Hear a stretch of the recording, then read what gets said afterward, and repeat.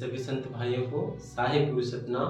बोल दो सतगुरु बाबा की जय, बोल दो सतनाम पिता की जय।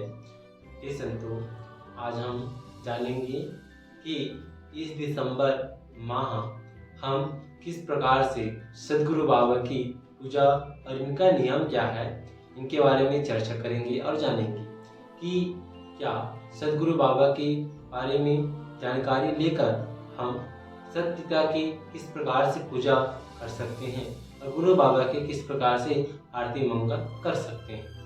जैसे दिसंबर माह लग चुका है तो हम सभी को यह बात अति आवश्यक ध्यान देना चाहिए कि हमें अपने आंगन में एक चौक पुर उसमें गोबर से लिप कर उसमें एक दीपक प्रज्वलित करना चाहिए और साथ में यह हमें दिसंबर माह तक करना चाहिए।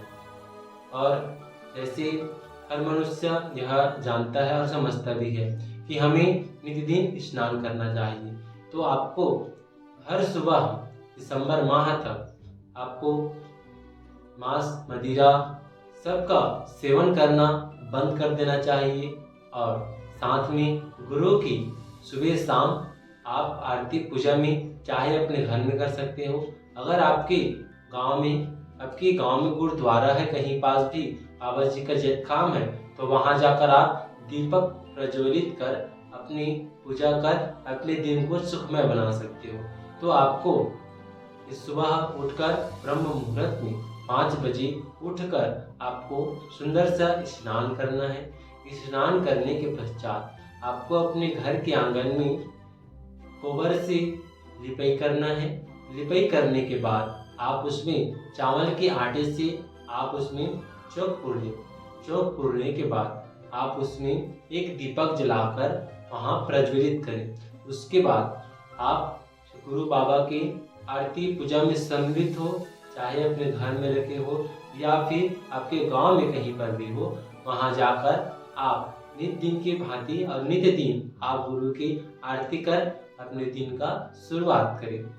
और 18 दिसंबर आ जाए, जिस दिन सतगुरु बाबा की जन्म हुआ था, उसी दिन सतगुरु बाबा को जन्म के रूप में उसी दिन को 18 दिसंबर के रूप में मनाया जाता है, क्योंकि 18 दिसंबर सन 1756 में सतगुरु बाबा का जन्म हुआ था, बाबा गुरु घासीदास जी का।